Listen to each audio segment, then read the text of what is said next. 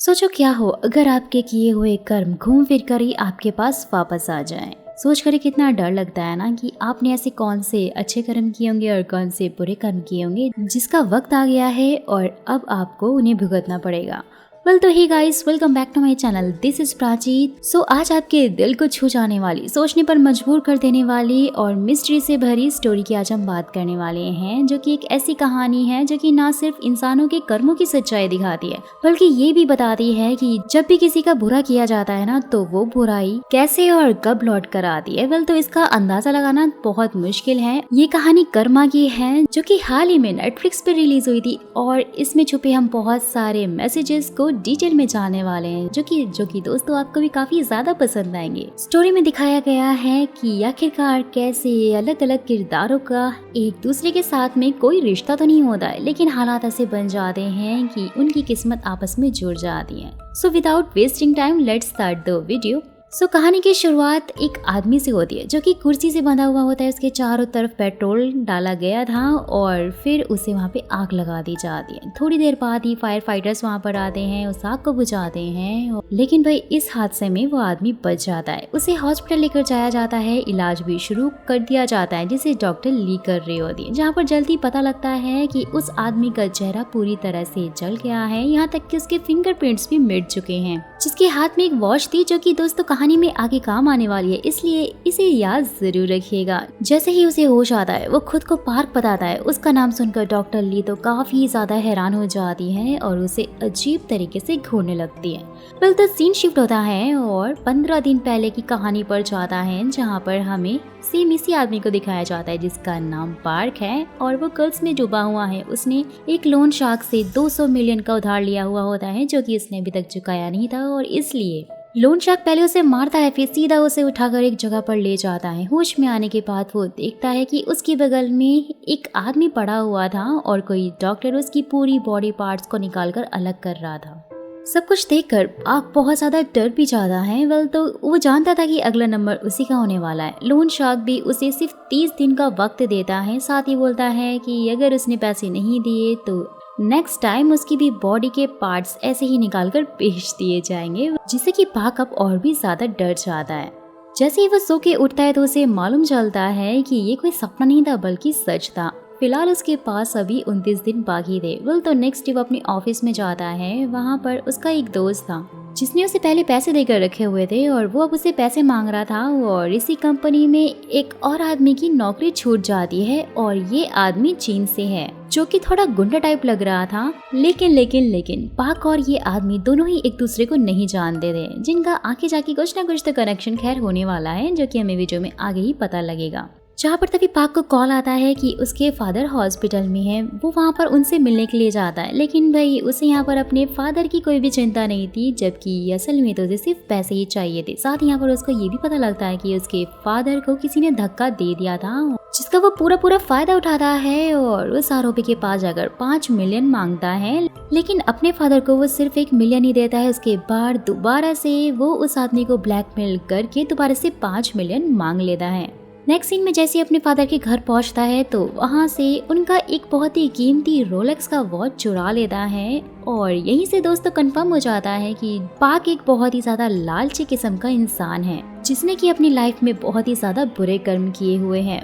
साथ ही पाक को यहाँ पर ये भी मालूम चलता है कि उसके फादर ने 500 मिलियन का लाइफ इंश्योरेंस भी करवाया हुआ है और अगर उनके साथ कोई हादसा हो जाता है, उनकी डेथ हो जाती है, तो सारा का सारा पैसा पाक को ही मिलेगा और इसलिए उसके दिमाग में एक खतरनाक प्लान सूझता है और वो अपने दोस्त की हेल्प से चीनी आदमी का पता लगाता है, जिसे कि वो अपने फादर को मारने के लिए यानी कि उनका मर्डर करने का काम भी दे देता है। सारी की सारी डिटेल्स वो उस चीनी आदमी को बता देता है कि उसके फादर चर्च जाते हैं और लौटते वक्त एक सुनसान गली से निकलते हैं जहाँ पर कोई भी सीसीटीवी कैमरा नहीं है। साथ ही बोलता है कि ये मर्डर एक एक्सीडेंट जैसे ही लगना चाहिए और अगर ऐसा नहीं हुआ तो उसे इंश्योरेंस का पैसा नहीं मिलेगा। बदले में वो उस आदमी को 30% हिस्सा देने का भी वादा करता है, लेकिन यहाँ पर वो सच्चाई छुपाते हुए कहता है कि इंश्योरेंस का अमाउंट 500 मिलियन नहीं बल्कि 200 मिलियन उसे झूठ बताता है। लेकिन भाई चीनी आदमी को उस पर यकीन नहीं होता और इसलिए वो उसकी सारी बातचीत को एक रिकॉर्डर में रिकॉर्ड कर लेता है, यानी कि अब उसके पास सारे के सारे सबूत भी होते हैं। वेल तो नेक्स्ट मॉर्निंग वो फिर पार्क से मिलने के लिए जाता है, जबकि पार्क ने उसे कहा था कि जब तक काम नहीं हो जाता तो मुझसे मिलने मत आना।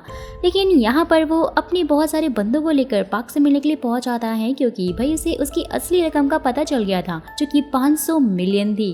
साथ ही यहाँ पर वो उसे धमकाते हुए बोलता है कि मुझे पूरा का पूरा 30% चाहिए, यानी कि 150 मिलियन और तुम्हारा काम आज रात तक हो जाएगा। वेल तो पार्क को थोड़ा गुस्सा तो आ रहा होता है, लेकिन मजबूरी में उसे उसकी बात माननी पड़ जाती है, वरना वो उसके आदमियों से पिट जो जाता।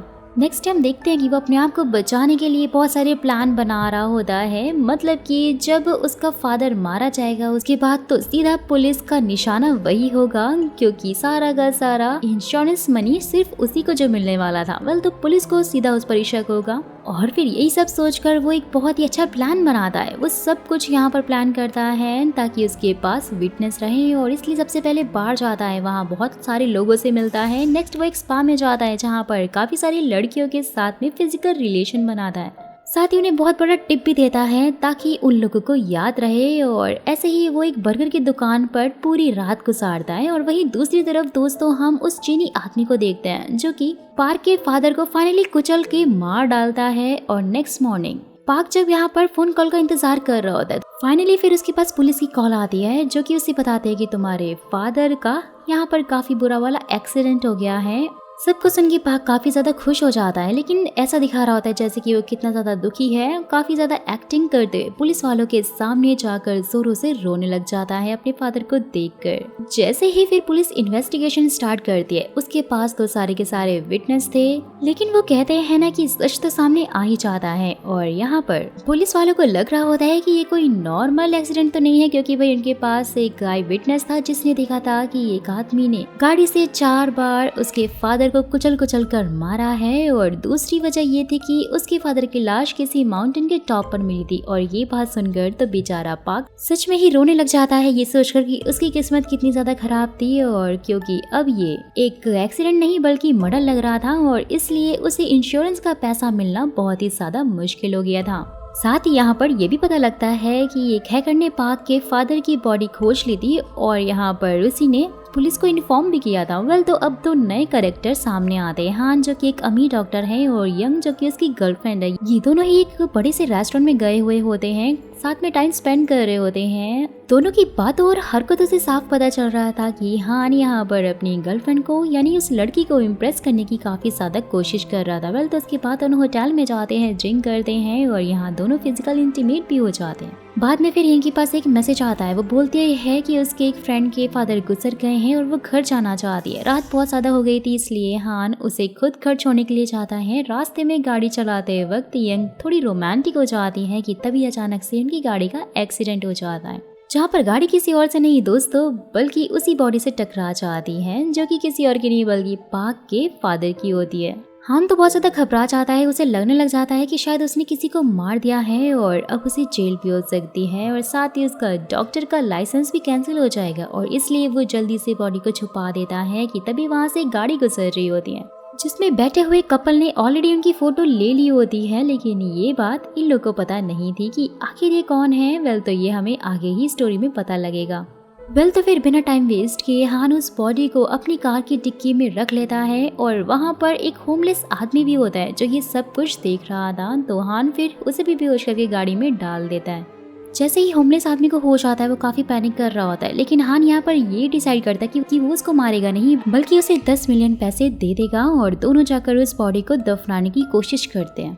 लेकिन यहाँ पर एक छोटी सी गलती हो जाती है। ये दोनों काफी पैनिक हो गए थे और इन्होंने जल्दी में उस बॉडी को अच्छे से दफनाया नहीं था, जिसके चक्कर में नेक्स्ट डे कुत्ता वहाँ पर सूंघते पहुँच गया था और उसने उस बॉडी को थोड़ा सा खोद दिया था। वहाँ की मिट्टी हट गई थी जिससे कि हैकर को पता चल गया था कि आखिरकार बॉडी कहाँ पे दफनाई गई है, और फिर इसी तरह से ये कहानी यहाँ से कनेक्ट हुई थी। मौका पाते ही हान बॉडी को गाड़ देता है माउंटेन पे ले जाकर और होमलेस आदमी को 10 मिलियन भी दे देता है। लेकिन होमलेस आदमी बहुत ज्यादा लालची होता है, उसे और ज्यादा पैसे मांगता है और आखिर में हान फिर उसे 20 मिलियन देने का वादा भी करता है।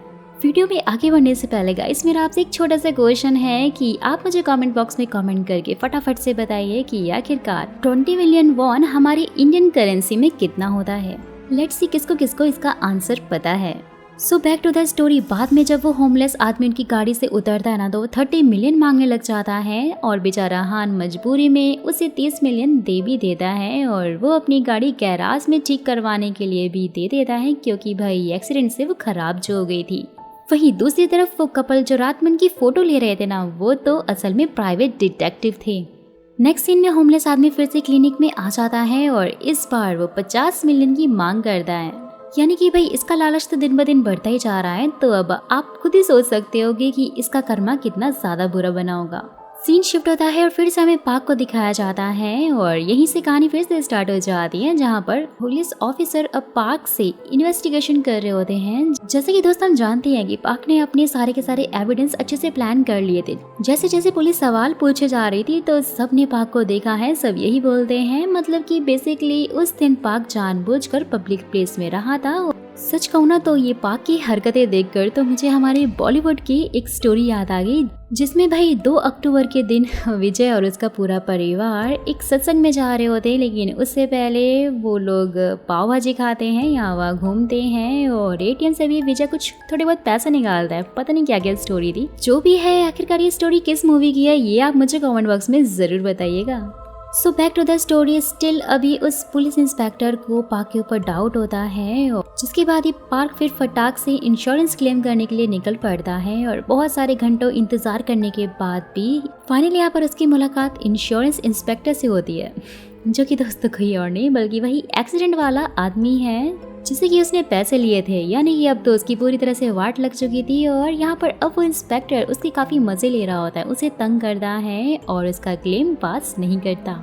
वेल तो फिर नेक्स्ट सीन में पार्क अपने फादर के अंतिम रस्मों को पूरा कर जहाँ पर दूर खड़े हुए उस इंस्पेक्टर ने भी इन दोनों को ऐसे हरकतें करते हुए देख लिया होता है और यहाँ पर वो चीनी आदमी रिकॉर्डर को जबरदस्ती छीन लेता है, उसे ब्लैकमेल कर रहा होता है और पैसे की डिमांड करता है। जैसे ही फिर वो चीनी आदमी वहाँ से निकलता है ना तो पुलिस इंस्पेक्टर उसका पीछा करने लग जाता है और ये बात उस चीनी आदमी को भी पता लग जाती है कि कोई तो उसका पीछा कर रहा है। मौका पाते ही वो उस पुलिस इंस्पेक्टर को मार डालता है। लेकिन भाई ये सारा का सारा वारदात एक सीसीटीवी कैमरे में रिकॉर्ड हो गया था, जिसके बाद ही वो फटाक से पार्क को कॉल करके बोलते कि मैंने इस पुलिस ऑफिसर को मार दिया है और जिसके चक्कर में मुझे जल्द से जल्द कल ही चीन वापस जाना पड़ेगा और इसलिए हमारे बीच में जो डील हुई थी यानी कि मुझे मेरा 150 मिलियन पैसा चाहिए जैसे कि तुमने वादा किया था, नहीं तो मैं ये वॉइस रिकॉर्डिंग सीधा पुलिस को भेज दूंगा और मेरे साथ साथ तुम भी जेल जाओगे। ये सारी की सारी बातें सुनकर पार्क तो पूरी तरह से पागल हो जाता है। साथ ही वो ये भी ठान लेता है कि कैसे भी करके वो उस चीनी आदमी को नहीं छोड़ेगा, उसे मार डालेगा। सीन शिफ्ट होता है। वही होमलेस आदमी यहाँ हान को काफी ज्यादा ब्लैकमेल कर रहा होता है, उसके सारे पैसे लेकर वहाँ से चला जाता है। हान को काफी ज्यादा गुस्सा आता है जो कि उसके कंट्रोल से बाहर हो चुका था। फटाक से वो अपनी कार की डैश कैम रिकॉर्डिंग को चेक करता है और उस वीडियो में दोस्तों यहाँ पे क्लियरली दिख रहा होता है कि जिस आदमी की लाश उसकी कार के ऊपर आई थी वो सी ब्रिज से फेंकी गई थी और जूम करने पर ये दिखाई देता है कि वो लाश गिराने वाला कोई और नहीं बल्कि वो होमलेस आदमी ही था। वेल तो ये सब कुछ देखकर हान को तो और भी ज्यादा गुस्सा आता है, वो गुस्से में पागल हो जाता है। फटाक से अपनी गर्लफ्रेंड यानी यंग को सब कुछ बता देता है और बोलता है कि अब हमारे पास सारे के सारे प्रूफ हैं तो इसलिए हमें फटाफट से सीधा पुलिस के पास जाना चाहिए। यंग भी उसके लिए एग्री हो जाती है, लेकिन जैसे ही दोनों वहाँ से निकलते हैं तो वही होमलेस आदमी अचानक से उनकी कार में घुस जाता है और हान को यहाँ पे समझने में बिल्कुल भी देर नहीं लगती है कि यंग और होमलेस आदमी आपस में मिले हुए हैं और होमलेस आदमी फिर उसे बेहोश वहीं पे कर देता है। जहाँ पर गाइस फाइनली ये रिवील होता है कि ये सब कुछ यंग का ही प्लान था और होमलेस आदमी कोई नॉर्मल इंसान नहीं था बल्कि उसका पुराना पास्ट उससे जुड़ा हुआ है। वेल तो स्टोरी और भी ज्यादा इंटरेस्टिंग होती जा रही है। धीरे धीरे सारे कैरेक्टर्स के राज खुलते जा रहे हैं जो कि आई एम 100% श्योर आपको भी काफी पसंद आ रही होगी और इसलिए अगर आपने अभी तक वीडियो को लाइक नहीं किया है तो फटाक से पहले वीडियो को लाइक कर दीजिए।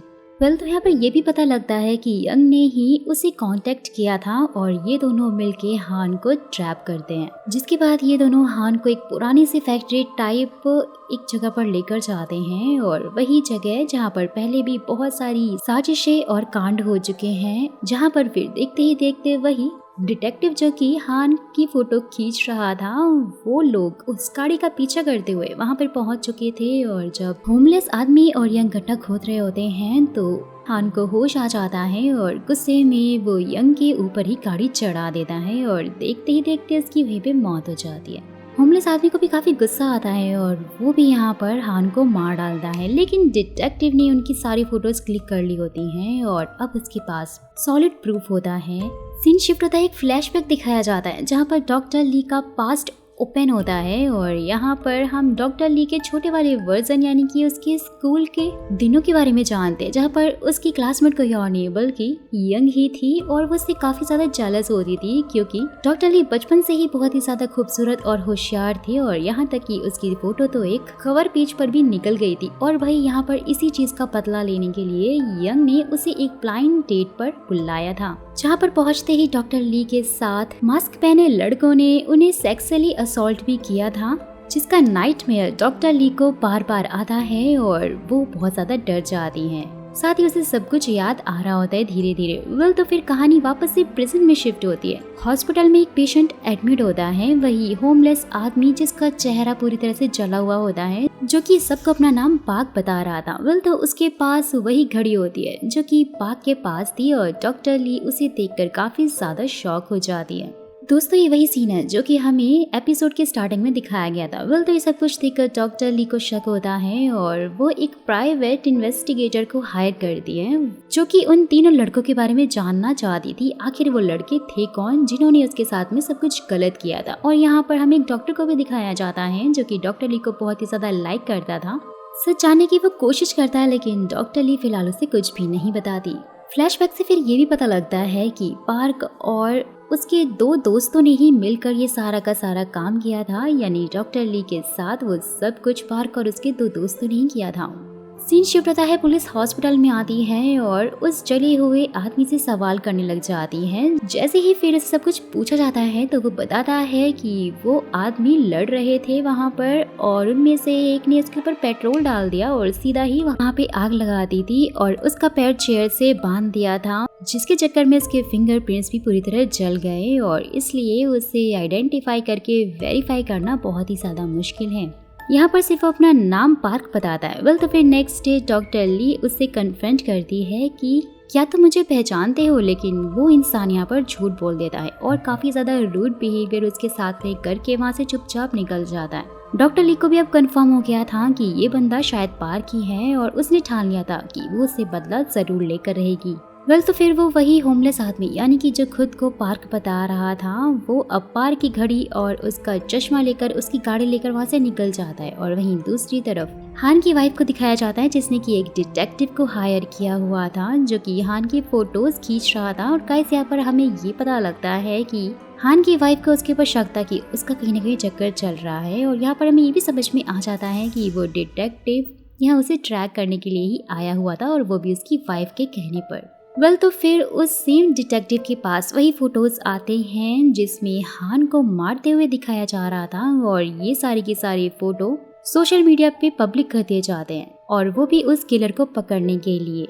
वेल तो वहीं दूसरी तरफ पार्क यानी कि वो जला हुआ आदमी एक चाइनीज आदमी को कॉल करता है और साथ ही उसे एक एड्रेस भी देता है जहाँ पर फिर वो चाइनीज आदमी उससे मिलने के लिए आता है। और हमें एक और फ्लैशबैक दिखाया जाता है गाइस कि ये दोनों जेल में ही मिले थे और वहाँ ये दोनों ही दोस्त बन गए थे। होमलेस आदमी कोई और नहीं बल्कि पार्क के ही स्कूल का एक क्लासमेट था। साथ ही यहाँ पर उस फ्लैशबैक में ये भी दिखाया जाता है कि आखिरकार कैसे यंग और उस होमलेस आदमी ने मिलके बहुत सारे लोगों को लूटा। और फिर एक प्लान भी दिखाया जाता है कि यंग यहाँ पर हमेशा ऐसे ही रिच आदमियों को सेड्यूस करती थी, उन्हें होटल लेकर जाती थी और फिर वो होमलेस आदमी वहाँ पर उसका भाई बनकर उस होटल में घुस जाता था। जैसे तैसे ब्लैकमेल करके वो लोग उस रिच आदमी को लूट लेते थे, उससे बहुत सारे पैसे मांग लेते थे और यही प्लान वो हान के साथ भी एग्जीक्यूट करने वाले थे। लेकिन वही सही टाइम पर उनका प्लान चेंज हो गया, यानी कि बीच में वो डेड बॉडी वाला सीन आ गया। वेल तो सीन फिर से शिफ्ट होता है और जेल से रिलीज होने के बाद अब वो होमलेस आदमी चाइनीज फ्रेंड से मिलने के लिए जाता है और उस वक्त पर चीनी आदमी उसे बता रहा होता है कि पार्क ने उसे बोला कि उसे अपने फादर का मर्डर करवाना है और साथ ही वो बताता है कि यहाँ पर इंश्योरेंस का अमाउंट 200 मिलियन नहीं बल्कि 500 मिलियन है और ये सारी की सारी इंफॉर्मेशन उसे उस होमलेस आदमी ने ही दी थी दोस्तों। वेल तो फिर उसके बाद वो चाइनीज आदमी और होमलेस आदमी मिलकर यहाँ पर पार्क के फादर का मर्डर कर देते हैं। जैसा कि हमने स्टार्टिंग के एपिसोड में देखा था, सारा का सारा सीन यहाँ पर दोबारा से रिपीट होता है लेकिन दूसरी नजर से। चाइनीज आदमी को एक विटनेस ने देख लिया था और इसलिए वो लोग जल्दी से वहाँ से भाग निकलते हैं। वेल तो फिर उसके बाद होमलेस आदमी प्लान बनाता है और वो यंग को मैसेज करता है जो कि हान को सेड्यूस करने की कोशिश कर रही थी और गाड़ी का स्टीयरिंग भी उसने हान को पकड़ा दिया होता है। और सो फिर अपनी प्लानिंग प्लॉटिंग के अकॉर्डिंग वहीं पर उस ब्रिज से ऊपर लाश वो नीचे फेंक देता है। सब कुछ परफेक्टली प्लान होता है यहाँ पे। सो गाइस थोड़ा बहुत शायद आपको यहाँ पे कंफ्यूजन हुआ होगा लेकिन मैं आपको इसे पूरी तरह से क्लियर करके बताती हूँ और अब स्टोरी आपको पूरी तरह से समझ में आ जाएगी। लेकिन भाई एक बात यहाँ पर अभी तक क्लियर नहीं हुई कि ये जो कुछ भी होमलेस आदमी कर रहा है वो अपने आप को पार्क क्यों कह रहा है आखिरकार, और ये राज बस थोड़ी देर में क्लियर हो जाएगा, तो इसलिए वीडियो में आगे तक बने रहिए। सीन शिफ्ट होता है, हम देखते हैं कि पार्क ने चाइनीज आदमी को बुलाया था और चाइनीज आदमी के आने से पहले ही पार्क उसे मारने का प्लान ऑलरेडी रेडी करके रखा हुआ था, जहां पर वो जगह को पूरी तरह से प्रिपेयर कर रहा होता है कि वो उस चाइनीज आदमी को मार देगा क्योंकि उसने उसका प्लान जो चौपट कर दिया था।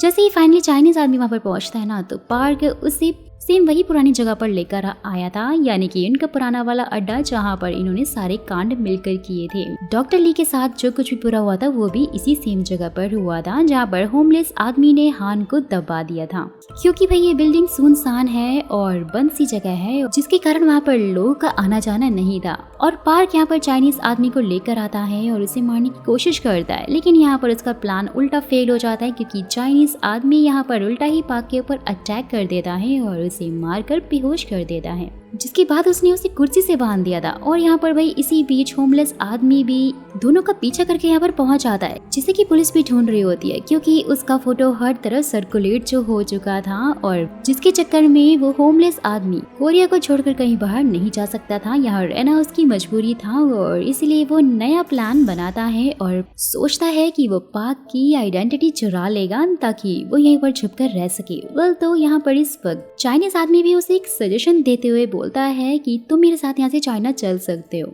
दोनों ने काफी ज्यादा अच्छा खासा प्लान बनाया था कि वो लोग पार्क से पैसे लेंगे और फिर यहाँ से निकल जाएंगे, लेकिन भाई पुलिस हर तरफ फैले हुई होती है और इसलिए होमलेस आदमी भाग नहीं सकता था और इसलिए वो चाइनीज आदमी को ही वहीं पर मार देता है, यानी कि उसका एक और प्लान बन गया था। साफ तौर पर दोस्तों ये होमलेस आदमी यहाँ पर बुरे से बुरे कर्म किए जा रहा था बिना ये सोचे कि इन सब का फल तो उसे भुगतना ही पड़ेगा। पर तो पार्क के ऊपर उसने पेट्रोल डाल दिया होता है, उसे भी जला दिया होता है और फिर पूरी बिल्डिंग में देखते ही देखते आग लग जाती है। फटाफट से वो पार्क का आईडी कार्ड लेकर वहाँ से भागने की कोशिश करता है, लेकिन आग इतनी ज्यादा फैल जाती है कि वो खुद भी उसमें फंस जाता है और बिल्डिंग से बाहर नहीं निकल पाता।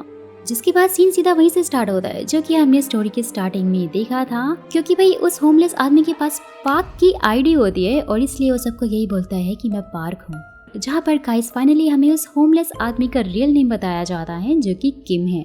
लेकिन अभी भी उस होमलेस आदमी का रियल नेम रिवील नहीं होता है, जो कि शायद हमें लास्ट में ही वीडियो के पता चलेगा। स्टोरी वापस से प्रेजेंट में आ जाती है, यानी कि वो जला हुआ आदमी सीधा पार्क के घर में ही रह रहा होता है जाकर, जिसने की उसकी आइडेंटिटी भी ले ली होती है। डॉक्टर ली फिर उसे मारने का प्लान बना लेती है, वो उसके मेडिसिन सीक्रेटली एक्सचेंज भी कर देती है और हेल्प के लिए वही डिटेक्टिव को भी इन्वॉल्व कर लेती है। वेल तो कुछ देर बाद ही इंश्योरेंस कंपनी से कॉल आता है। जले हुए आदमी को काफी ज्यादा शॉकिंग न्यूज मिलती है कि पार्क की डेथ से सिर्फ कुछ दिन पहले ही उसके फादर ने अपनी वसीयत में कुछ चेंजेस किए थे और साथ ही साथ उन्होंने अपनी बेनिफिशियरी नेम भी चेंज करवा दिया था, जिसका साफ मतलब यही है कि अब सारा का सारा पैसा चर्च को मिलेगा, पार्क को नहीं।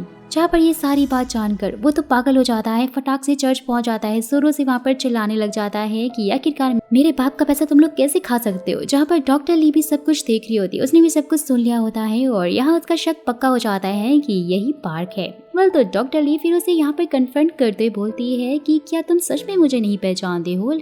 जहाँ पर फिर फाइनली वो सच बोल देता है कि मैं पार्क नहीं हूँ, मेरा नाम तो किम है और जो पार्क था वो तो जलकर उस आग में ऑलरेडी मर चुका है। लेकिन भाई डॉक्टर ली को उसकी बात पर यकीन नहीं होता है, क्योंकि अभी कुछ देर पहले ही किम ने यहाँ पर चर्च पे चीख के कहा था कि मेरे बाप का पैसा तुम चर्च वाले लोग नहीं खा सकते हो, और इसलिए ये तो ऑब्वियस सी बात थी कि वो यहाँ पर झूठ बोल रहा है, ऐसा डॉक्टर ली को लग रहा था, लेकिन वो तो सच में किम था।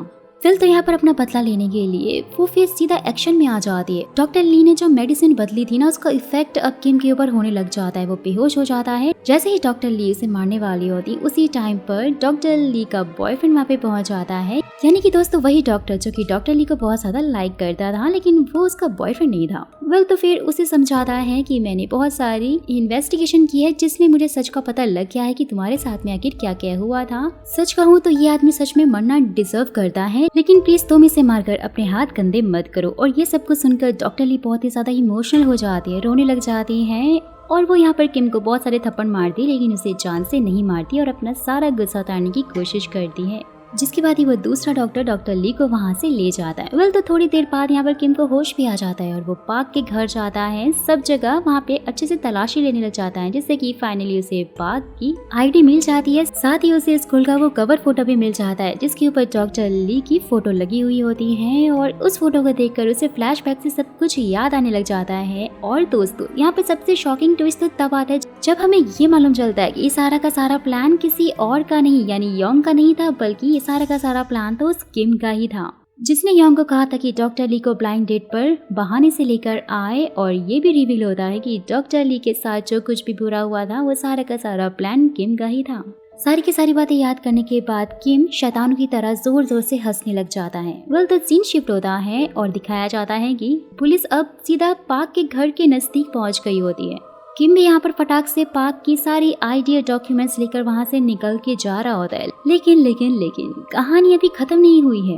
दोस्तों आपको याद ही होगा कि कहानी की स्टार्टिंग में लोन शार्क ने पार्क को यहाँ पर 30 दिन की डेडलाइन भी दी हुई थी, और जो कि अब पूरी हो चुकी थी, इसलिए लोन शार्क के आदमी उसे पकड़कर उठाकर यहाँ से ले जाते हैं, यानी कि किम को, जिसने कि सबको अपना नाम पार्क बताया हुआ था और वो पार्क की आईडी पर जी रहा था। जैसे तैसे वो बस स्टैंड से भागने की कोशिश करता है, लेकिन वो लोग उसे किडनैप करके वहाँ से ले जाते हैं। और सबसे बड़ा ट्विस्ट तो तब आता है जब गाइस की पता लगता है कि वो इलीगल ऑर्गन सर्जन, जो कि उसके ऑर्गन निकालने वाला है, जिसे बाद में वो लोन शार्क बेच देगा, वो कोई और नहीं बल्कि डॉक्टर ली का बॉयफ्रेंड ही होता है। साथ ही वो कह रहा होता है कि वैसे तो मुझे ये काम बिल्कुल भी पसंद नहीं है, क्योंकि मैं ये काम सिर्फ पैसे कमाने के लिए करता था, लेकिन आज सच में तुम्हारे साथ ये करने में मुझे बहुत ही ज्यादा सुकून और पर्सनल सेटिस्फेक्शन मिल रही है। जिसका साफ मतलब था दोस्तों कि अब वो डॉक्टर ली का बदला किम से लेकर रहेगा, और यहाँ पर वो उसे बिना बेहोश किए ही उसके ऊपर स्कैल्पल चलाता है और किम यहाँ जोरों से चिल्लाता रह जाता है। और दोस्तों यहाँ पर इसी सीरीज का ब्रूटल एंडिंग हो जाता है। वैसे तो ये स्टोरी ना एक मास्टरपीस इंटरकनेक्टेड रिवेंज है, बिट्रियल और सर्वाइवल रिवेंज के साथ में, और हर कैरेक्टर का पास्ट किसी न किसी से आपस में जुड़ा हुआ है, और हर एक एपिसोड बहुत ही ज्यादा शॉकिंग लेयर को रिवील करता है, जिसके लास्ट में वही होता है दोस्तों, जैसा कि हम जानते ही हैं कि जो जैसा कर्मा करता है उसे वैसा फल तो जरूर मिलेगा। और यहाँ पर किम के साथ भी वही होता है और उसे बहुत ही ब्रूटली मार दिया जाता है, जिससे कि इस स्टोरी का एक डार्क जस्टिक पर एंड भी होता है। सो दोस्तों अगर आपको ये कहानी थोड़ी सी भी पसंद आई हो और साथ ही मेरा एक्सप्लेनेशन वीडियो भी अच्छा लगा हो, तो फटाक से वीडियो को लाइक कर देना, चैनल को सब्सक्राइब करके कमेंट में मुझे जरूर बताना कि क्या सच में इस सीरीज की ये स्टोरी अपने नाम यानी कि कर्मा को पूरी तरह से जस्टिफाई करती है या नहीं।